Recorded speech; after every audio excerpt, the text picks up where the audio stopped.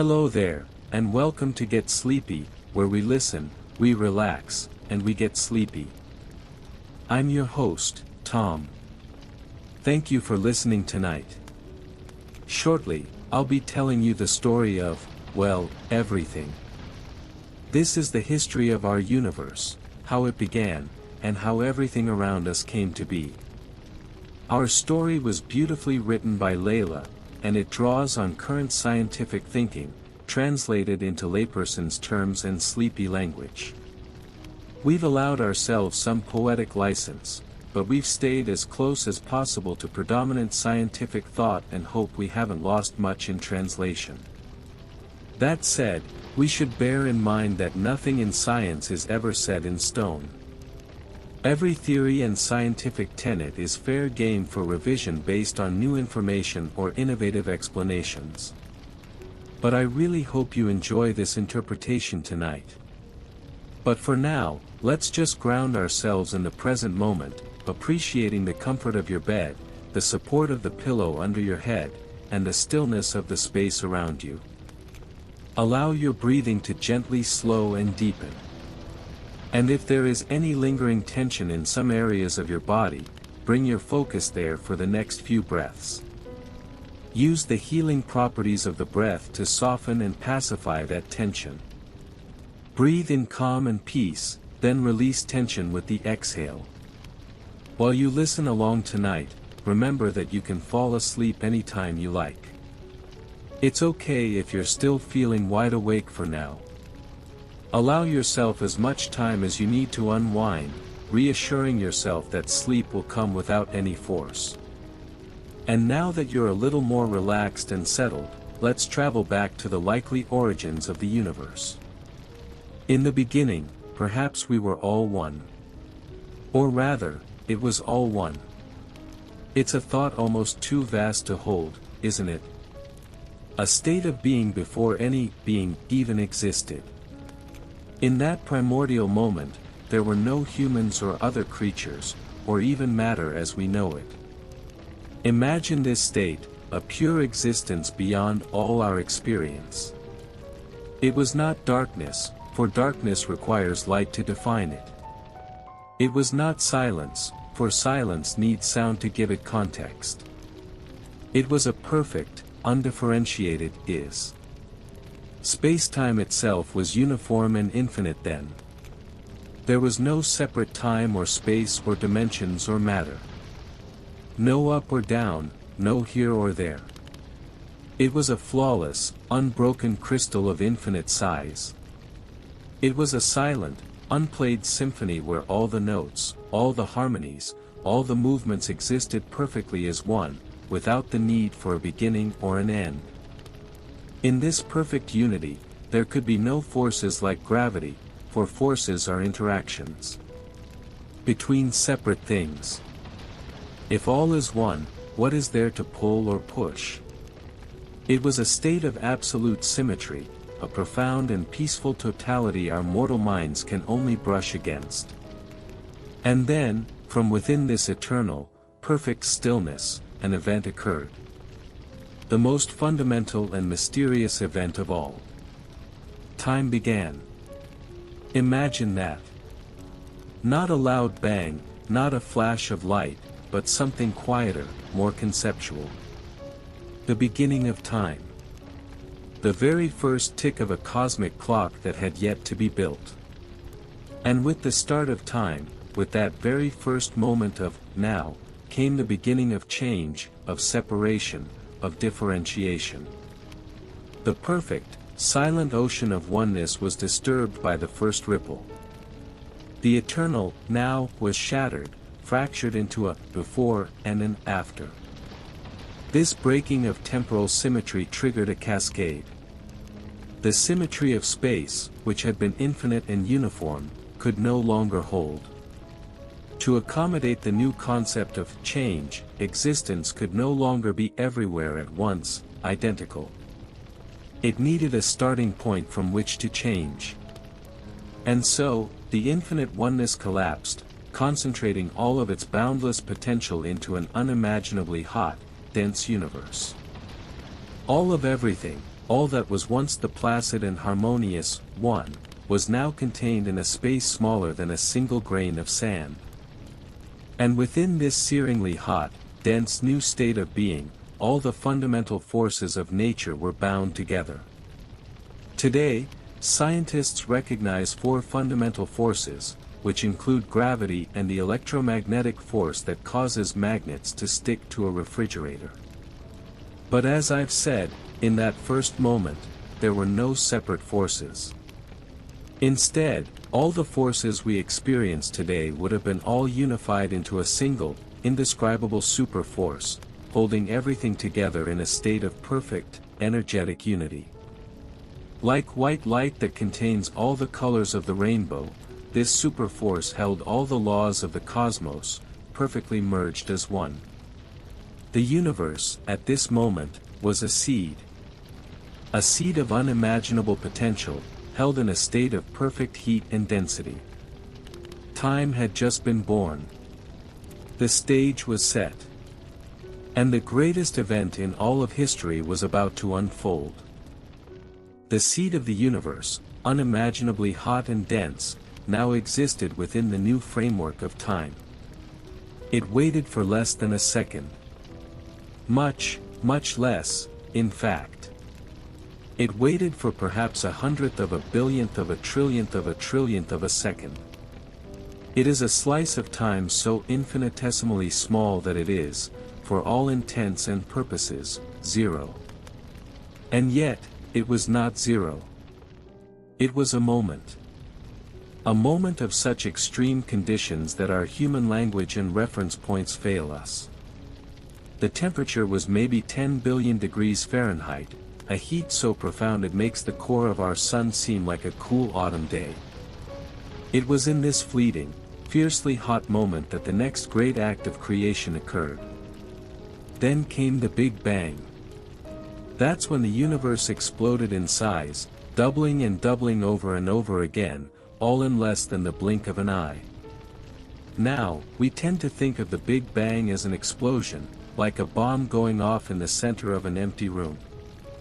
But it's probably better described as an expansion, a profound and simultaneous unfurling of existence itself. Scientists talk about this super-rapid expansion as inflation, and that's a very telling term. Because the Big Bang and its aftermath can be envisioned more like the inflating of a balloon than like an explosion outward from a single point. To truly grasp this, I want you to picture a simple balloon in your mind's eye.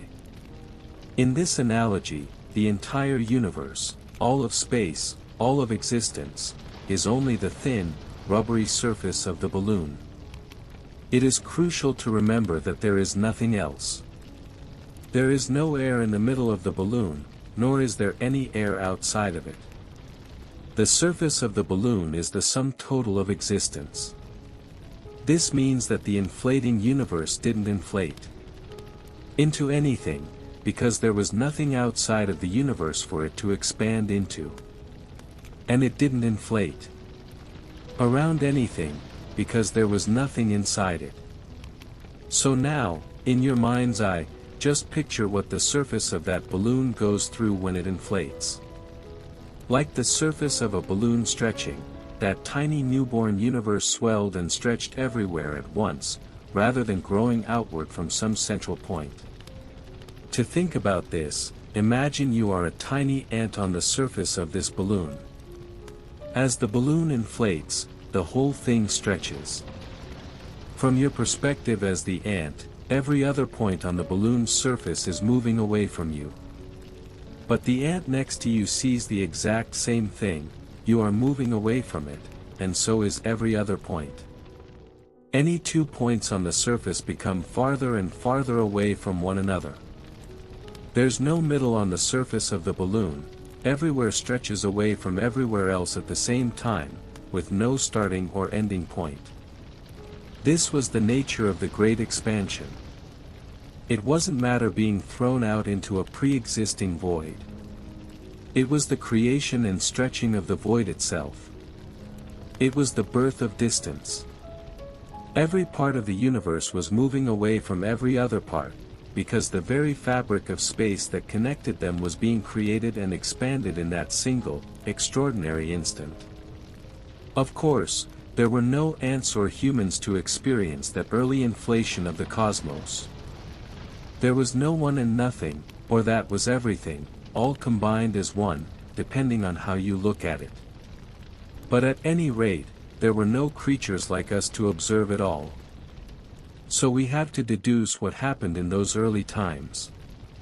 We can do that using the remaining evidence that has drifted down through the eons, and the best scientific theories humans have put together, drawing on the combined efforts of scientific minds from Albert Einstein to so many others.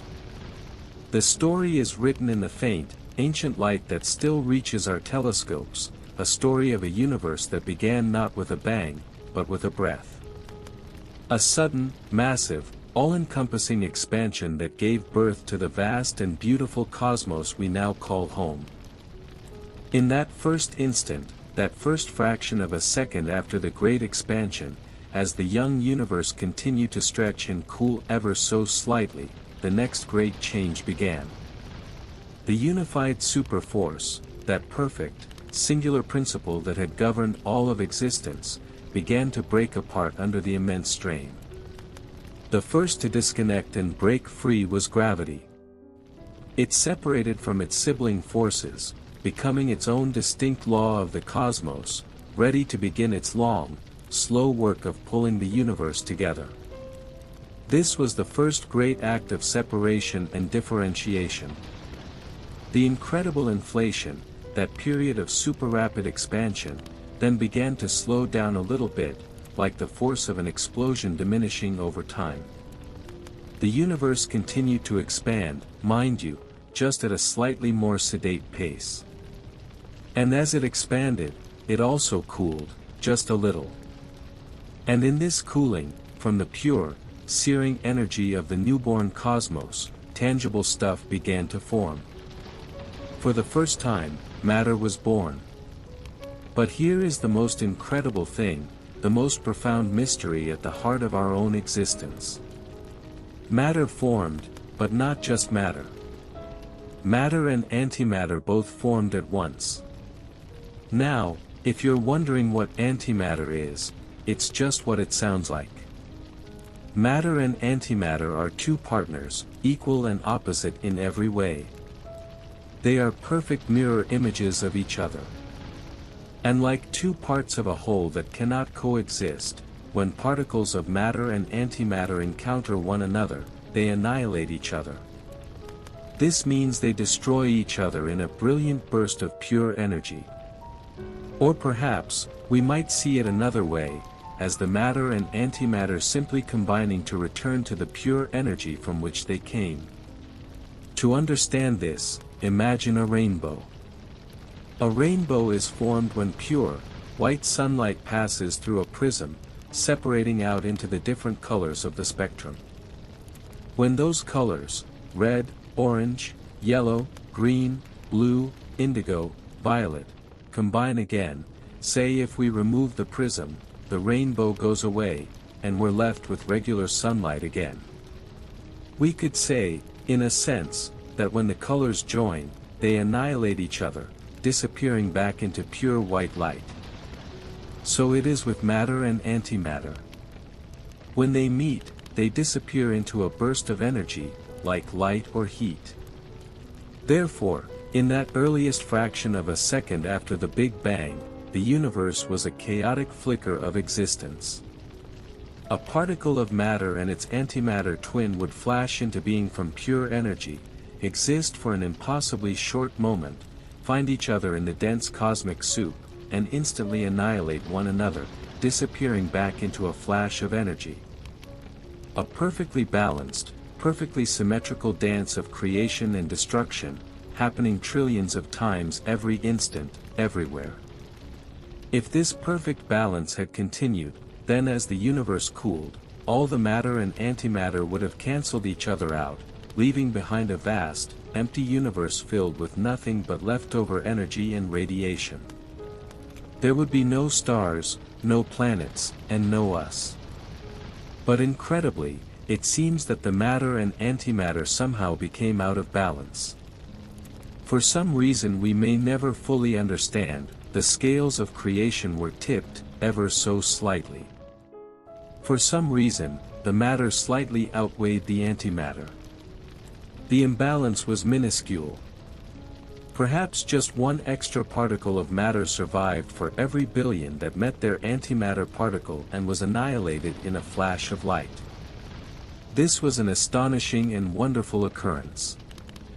Because the universe as we know it, with all its galaxies, stars, and life, was born from this tiny cosmic imperfection, this slight rounding error in the great equation of existence. After the great annihilation was complete, after all the pairs of matter and antimatter had cancelled each other out, that little bit of excess matter was left over. And with no more antimatter to make it disappear, this leftover matter was free to exist.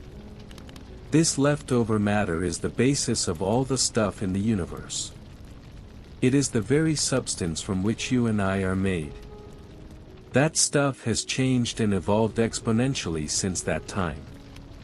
Over billions of years, it has reformed in ever more complex and beautiful patterns, becoming stars and planets and seas and people, and everything else there is.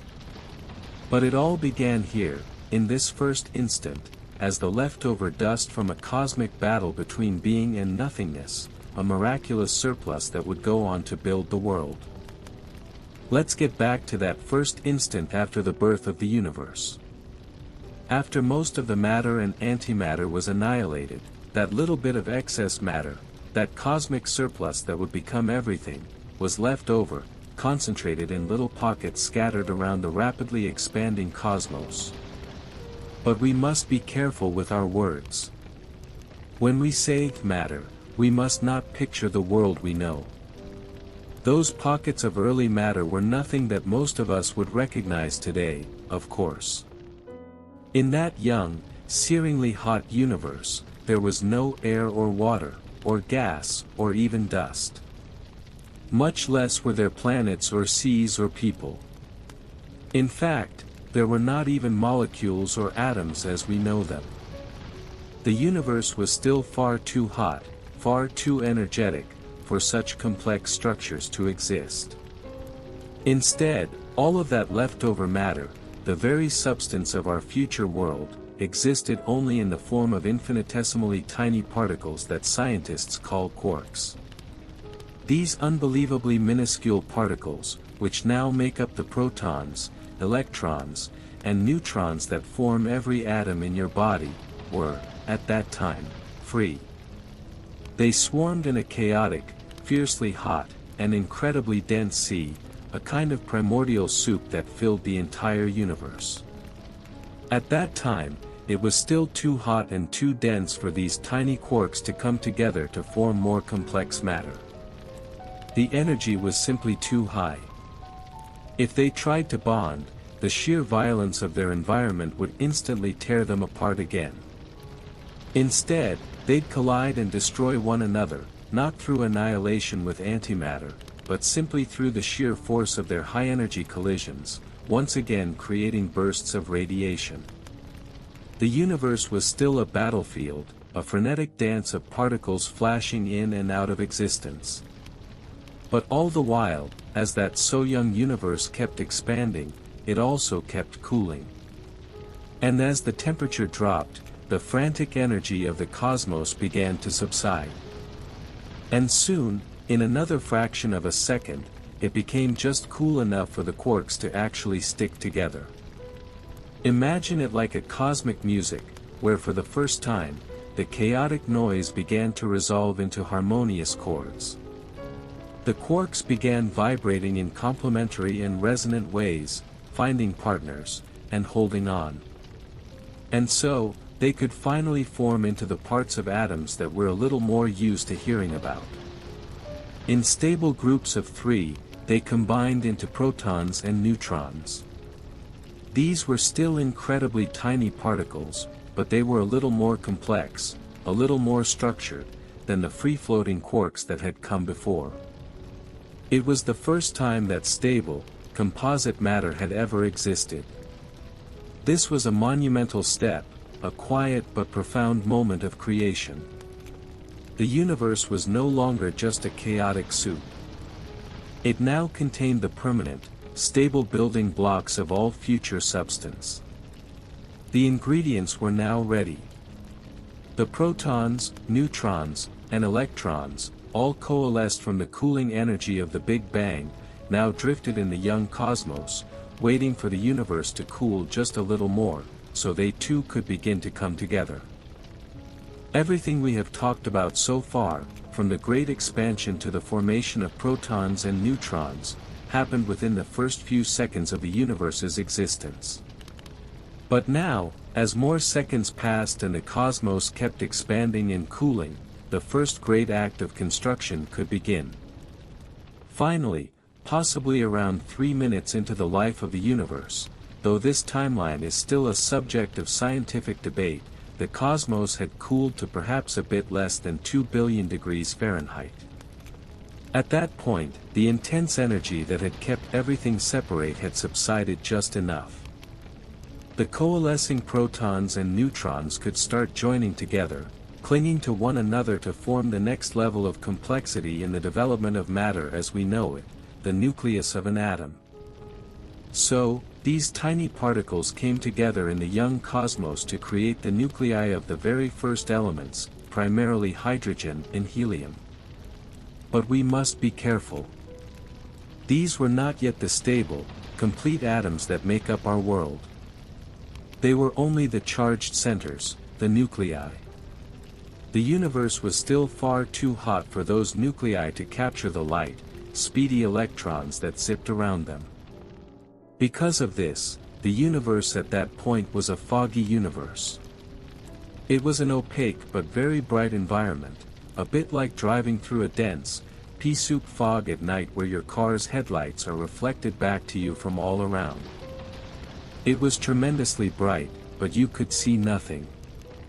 The cosmos was filled with a dense plasma of charged particles, the atomic nuclei and the free electrons.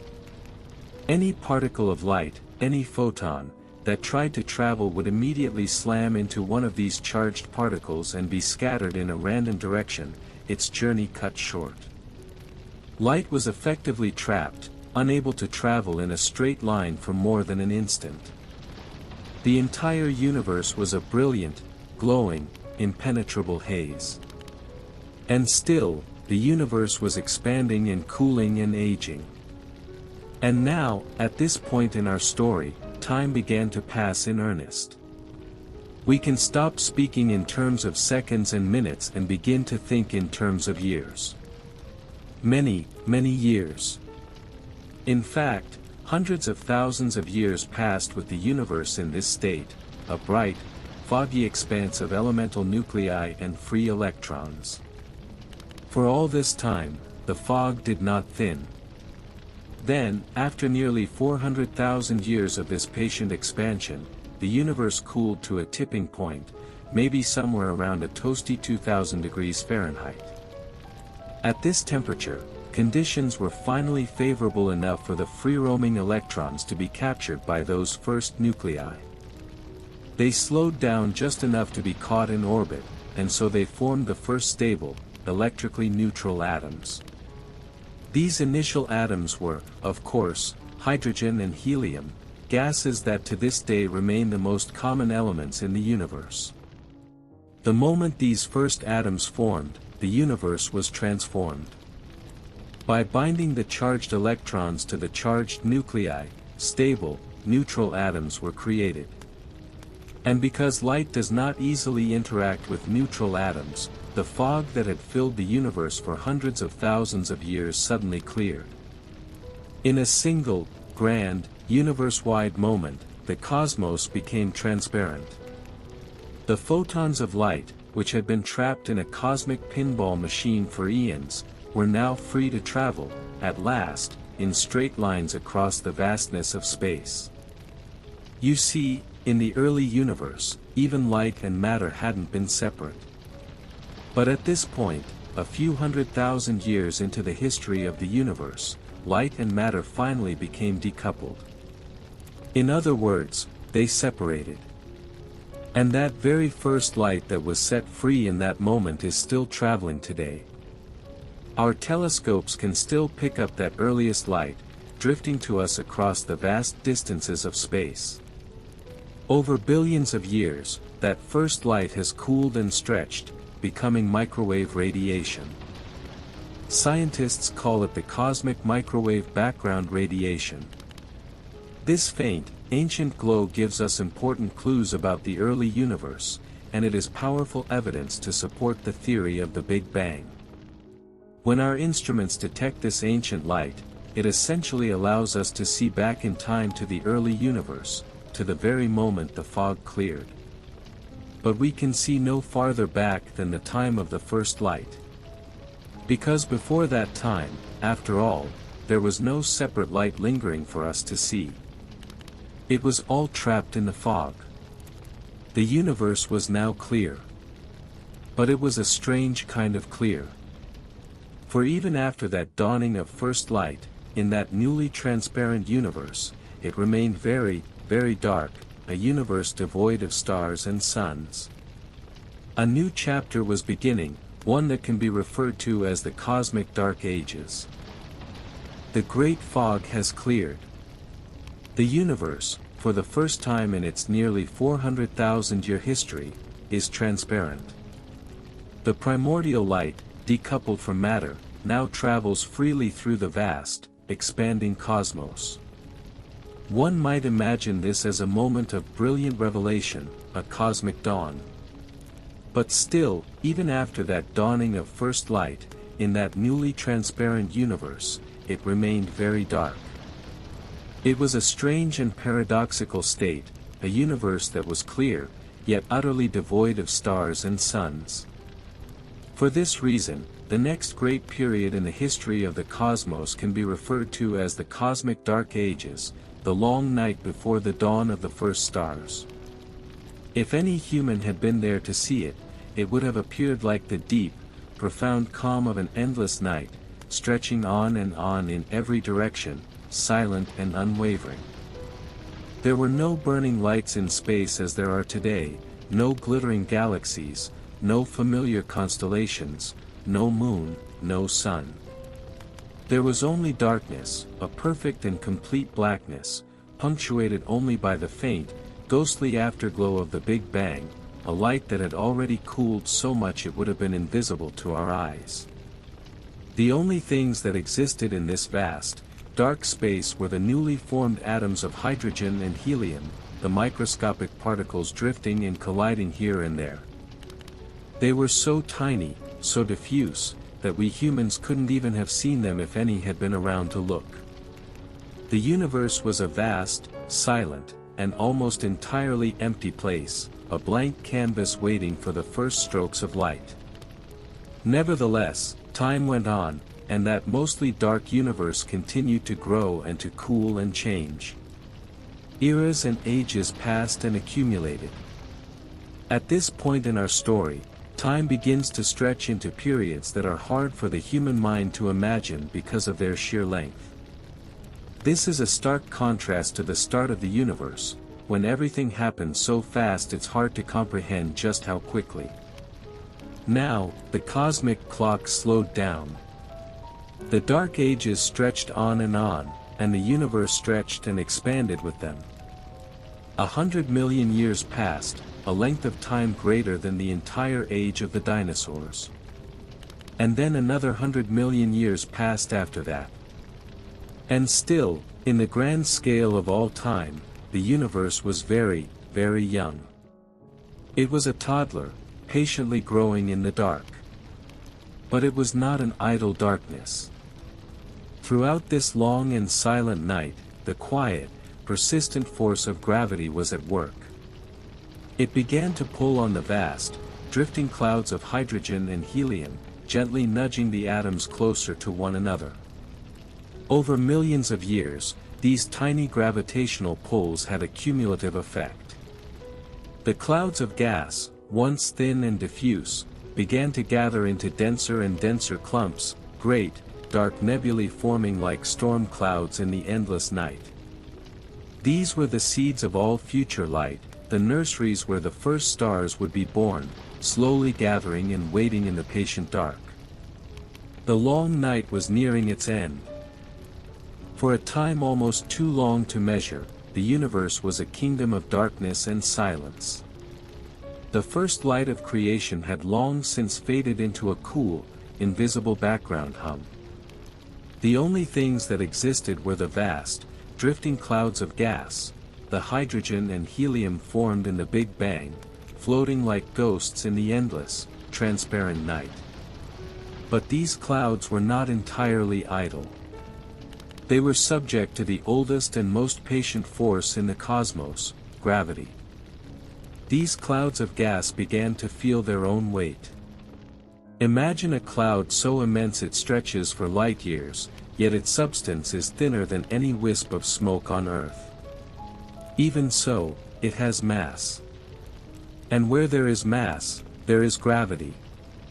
Very, very slowly, over the course of millions of years, gravity began its tireless work. It pulled the clouds tighter and tighter together. It was a gentle, persistent squeezing, a cosmic inhalation on an unimaginable scale. As the clouds contracted, the atoms within them were drawn closer together, and the clouds began to collapse in on themselves. As these great balls of gas collapsed, the pressure and temperature at their cores began to rise dramatically. The gentle compression became a violent crush. The temperature climbed from just above absolute zero to millions, and then tens of millions of degrees. At last, in the heart of these collapsing balls of gas, a critical threshold was reached. They became furnaces, dense and hot enough to cause the most powerful reaction in the universe, nuclear fusion. In their centers, under the immense pressure, hydrogen atoms began to fuse together, their nuclei merging to form helium and in the process releasing a tremendous burst of energy in the form of light and heat. These were the first stars, burning bright in the dark vastness of early space. Imagine that first moment. After hundreds of millions of years of perfect, unbroken blackness, a single point in the cosmos ignites, a brilliant diamond of light tearing a hole in the endless night. The long wait was over. The cosmic dark ages had ended. These first stars would have been very, very bright and very, very massive, far larger and more luminous than our own sun. They must have burned with an indescribable brilliance, great blue-white giants illuminating the endless night with their fire. One by one, and then in great clusters, these stellar furnaces flickered into life across the cosmos, filling the void with light. But because they were so massive, their lives were destined to be incredibly short. They burned through their vast reserves of hydrogen fuel at a furious rate. These first, magnificent stars would have endured but a short time before exploding in a blaze of glory.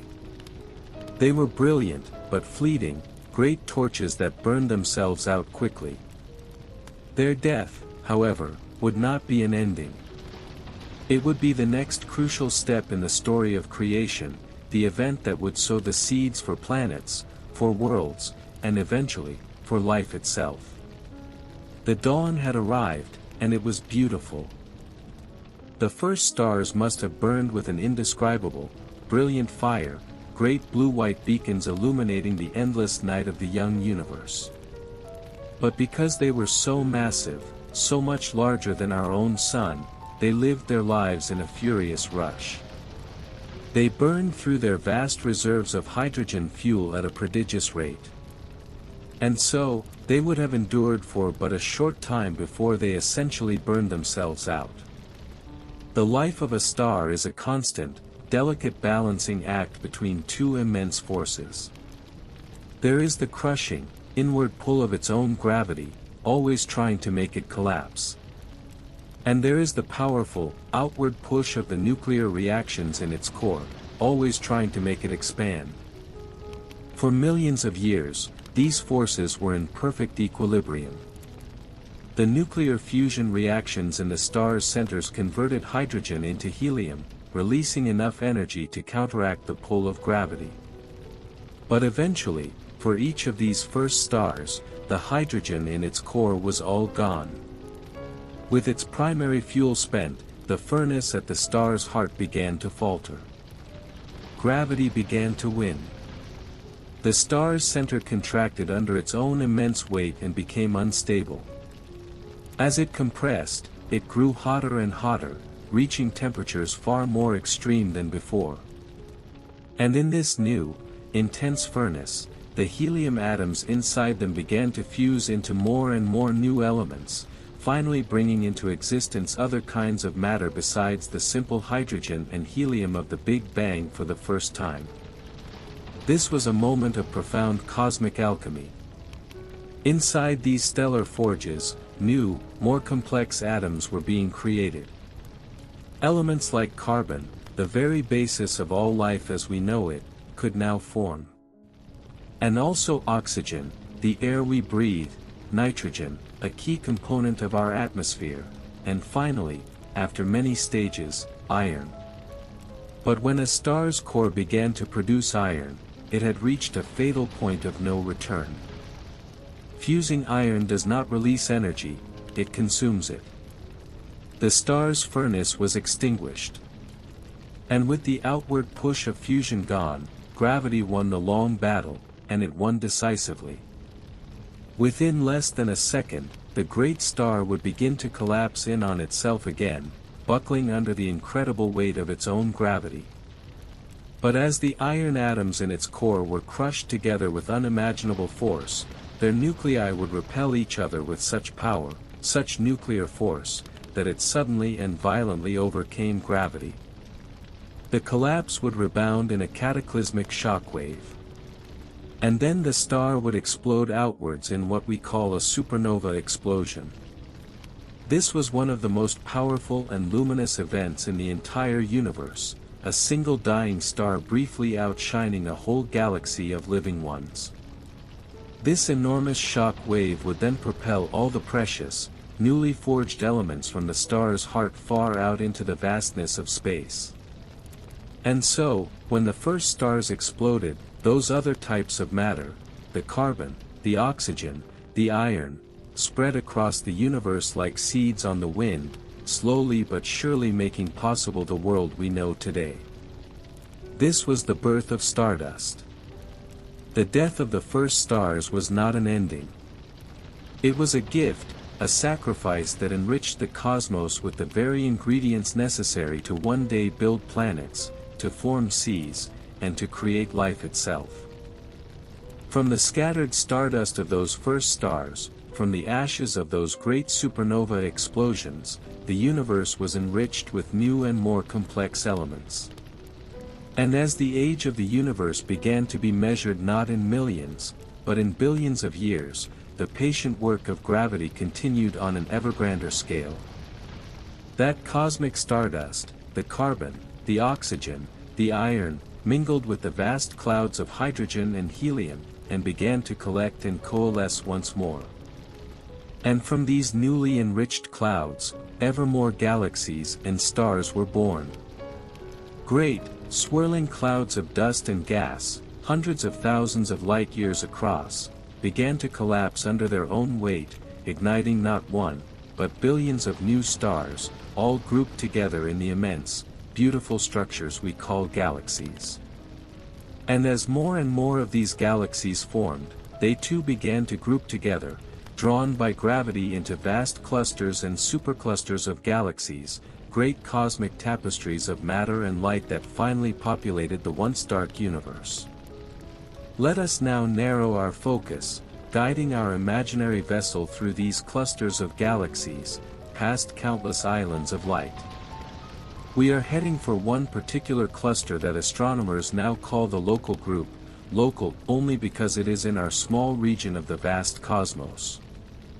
And within this group, we can see a particularly beautiful collection of stars, a great spiral of dust and light that we call the Milky Way. This is our galaxy. Our home. Now let us travel deep inside this galaxy, some 9 billion years after the Big Bang.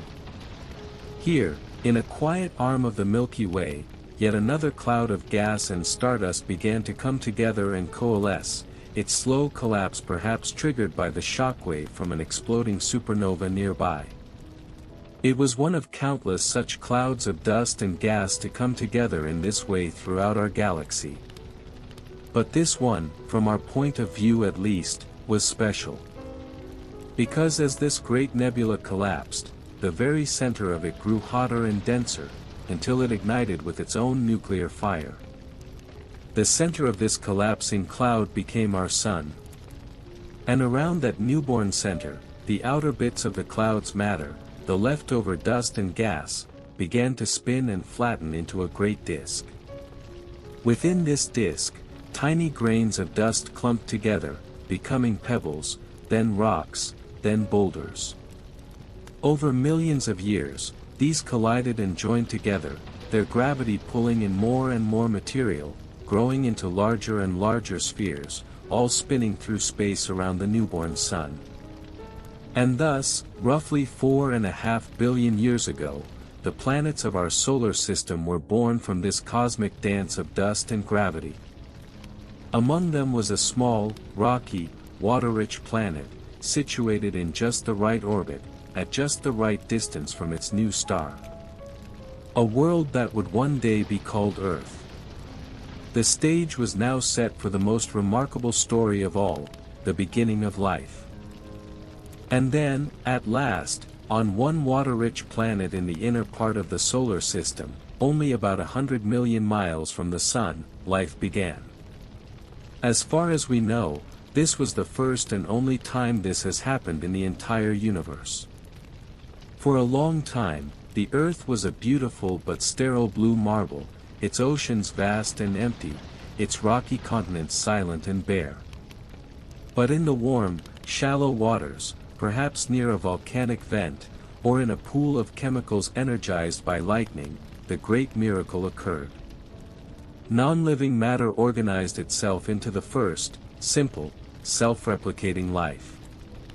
At first, there were just microbes, tiny microscopic living things so small as to be invisible to our eyes. For billions of years, these simple organisms were the only life on our planet. But over time, more microbes emerged that had learned a new trick. They could use the light of the sun to create their own food, and in the process, they released a waste gas. That gas was oxygen.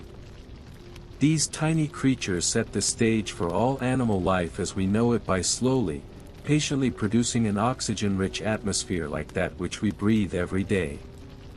With the air now filled with this new, energy-giving gas, a new chapter in life's story could begin. Eventually, simple animals developed at the bottom of the Earth's wide oceans. Creatures like sea sponges, perhaps appearing as early as 800 million years ago. A short time later, cosmically speaking, just a few 100 million years or so, an explosion of evolution occurred, and more types of animals evolved, filling the planet's seas with a dazzling array of living things. And those sea animals proliferated and evolved, growing ever more complex and diverse and differentiated. And at last, after billions of years confined to the water, some of them crawled from the sea and set up life on land. First plants, then insects, then amphibians, bravely venturing into a new, harsh, but opportunity-filled world. And still, those animals evolved and grew, changing and developing ever more branches of the great tree of life. Ever more complex life forms spread into nearly every environment on the globe, from the deepest oceans to the highest mountains. The blue marble was no longer just a beautiful rock. It was alive, a teeming, breathing, vibrant world. The stage was now set for its most curious creation, the one that would one day look up at the sky and wonder how all this came to be. For billions of years, life on Earth evolved and grew, changing and developing, branching into a great and complex tree of existence. Ever more complex life forms spread into nearly every environment on the globe. There were great beasts in the forests, strange creatures in the deep oceans, and birds that soared through the skies. The world was full. But all of this life, in its beauty and struggle, simply was. It existed. It lived. It died. It did not, as far as we know, ask why. But then, on the plains of Africa, one of those life forms began to change in a new and profound way. It was a creature not particularly strong, nor particularly fast, but it possessed a new kind of mind. And this mind allowed it to do something unprecedented in the 4.5-billion-year history of the planet. It began to wonder. This was the dawn of consciousness. That life form, we humans, gazed at the heavens and wondered. For the first time, a small part of the universe became aware of itself. Imagine that moment, a pair of human eyes, evolved from the same stardust that formed the mountains and the seas, looking up at the glittering band of the Milky Way, and not just seeing light, but asking, "What is that?" In that single, quiet question, the entire relationship between the cosmos and its contents was forever changed. The universe was no longer just a silent, unobserved spectacle. Through us, it was finally looking back at itself. And humanity was not content to simply wonder.